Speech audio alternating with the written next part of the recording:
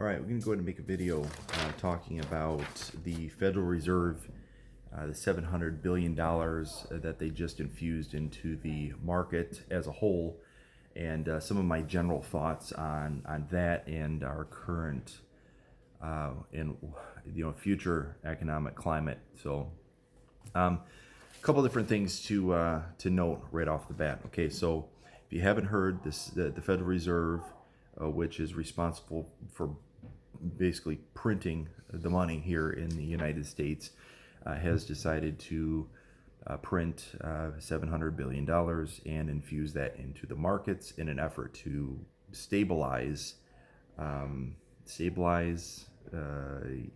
even recover. Okay, that's why they do this. They'll do it for a couple different reasons, but mainly to stabilize economies and bring people out of recession, which I think that we're probably not really in the recession. Some people can argue that we are, but the point is the government is printing more money. Okay, there you go.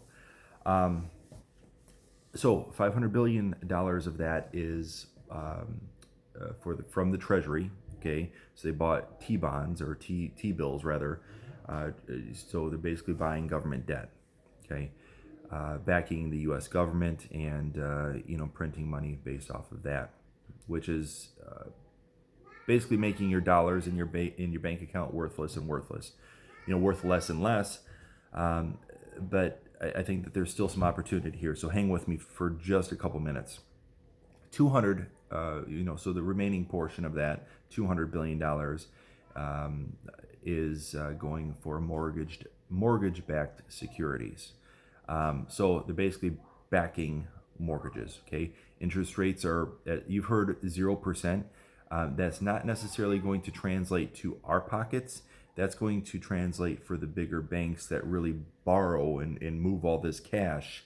That's really going to be for them so they can make some money. Okay. Here's also something that's interesting that was announced from the Fed. There used to be a 10% reserve that banks have to have in order to lend money. Okay, so without getting too far in the weeds, there used to be in 1971. There used to be called something. It was called the gold standard. Okay, Bretton Woods. So if you're interested in learning about that, Google it. I'm not going to go into the depths, but at that particular point, gold was worth about 35 cents an ounce. They removed the gold standard. Basically, for every dollar that was printed by the Federal Reserve, the Fort Knox, the government had to hold a certain amount of money or in gold in the bank or in Fort Knox. So that's gone. Price of gold goes up because inflation starts happening. That's what's going on now. So your dollars are worth less. Now, traditionally over time, what happens when inflation goes down? Okay, or the Fed prints more money. Well, usually house prices go up. In the long term, house prices will go up. Take a look back at the 1950s. Let's learn from history here, okay? In the 50s, my grandma bought the house that she still lives in today. Now, that house right now, with what the current situation aside is, that house is probably $180,000 house in Westland. They bought it for roughly 30, somewhere in the mid 30s or maybe the mid 20s, $20,000 range in Westland. Okay, it's a nice house, Wayne and Warren, and again, so that's a good example of how progression happens, or inflation, because the money's got to go somewhere. And even though the dollar is worth less, you get where I'm going with that. So, 700 billion. They've taken away the reserve currency or the reserves that the banks have to have in order to lend money. That means that in my interpretation of it is that the banks will continue to lend. Okay, the government needs us borrowing money right now. Okay, I think that's just the fact of the matter. In an effort to keep everything moving, we're such a debt-based society. Food for thought. So that was quantitative easing. Okay, QE, quantitative easing. That's the printing of money. Understand that. Federal Reserve moves. Going back through my notes here.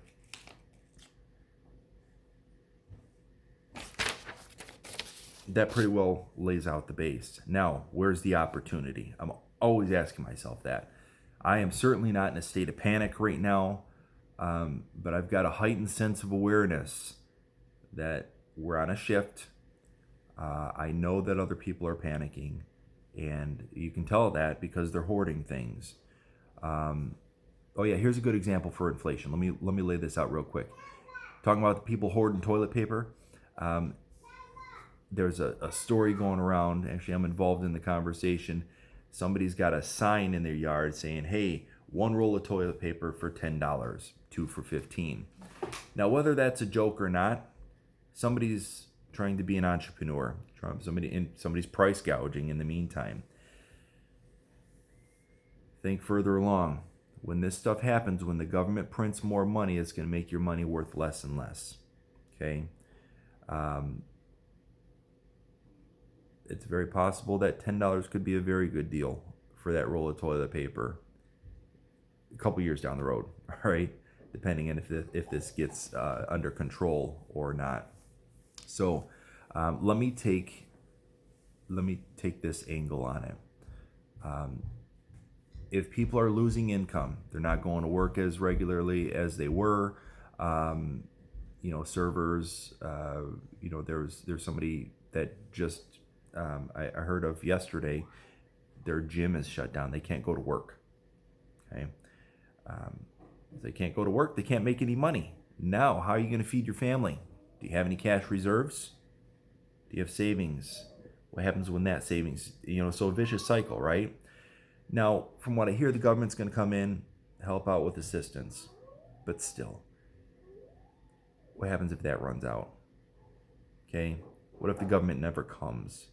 You're ultimately responsible for yourself and how you're going to provide for your family. So these are the things that are keeping me up at night. Now, the real estate opportunity. So with all that financial instability going on, are people going to be able to buy more houses or less houses? That's the big question. All right, so if you're a cookie cutter real estate agent, that's the big question. My guess is that they're probably going to buy less, or they're going to have less buying power. Renters, people are buying houses to be a landlord. So if we're looking at the angle of, do we buy houses to flip? Yes, I think we buy houses to flip because the private money is still there. We still have access to money. So it might be a good time to double down on your marketing because the amateur investors that are out there, they're pulling back. I know they're pulling back. They're not doing their marketing. So you're probably these house sellers are going to have less letters on their table. Okay. Where's the opportunity? Okay. Keep asking this question. We can go ahead and buy houses to flip, rent them, and then when the timing's right, you end up reselling. Or you just put renters in there, put a cookie cutter flip on it, and then refresh the house, rent it. Because if what I expect to happen is correct, the government is always going to provide people with a place to live. Okay. Whether we go on full lockdown like San Francisco, nobody can leave their houses. Pay attention to the outside, like pay attention to Italy, China. They locked everything down. Now they're doing it over on the coast, the West Coast. Are they overreacting? We don't know. I mean, this is the government has labeled it as a pandemic, which layman's terms is a really, really serious situation. Don't leave your house. Stay in house for 24 hours. Now you got food. What if nobody has any food? Now the government's got to drop stuff off. And if they never do that, and then people get desperate, then they start doing stupid things. So we're here. If you have questions, call us. Okay? Coaches are here. Get perspective. Ask them what they're doing. Me, I'm pressing forward. Okay? I'm moving into this. I'm going to find more opportunity. I think because the majority of the investors are getting out of the business, or because money is going to be tight, the majority of folks have not developed their mindset over the years to look for the opportunity. Okay, so food for thought. If you got questions, again, call us directly. I'm going to post this 2 different spots. I'm going to post it a couple days later to the general public. So this is something I got to get these thoughts out of here, out of my mind right now. So the date, it's March 17th. Okay, it's about 9:30 in the morning. Okay, yeah, just got out of bed. Stayed up late looking for this opportunity, reading up on different perspectives and trying to gain an edge on this stuff. So reach out to us. We'll talk to you soon.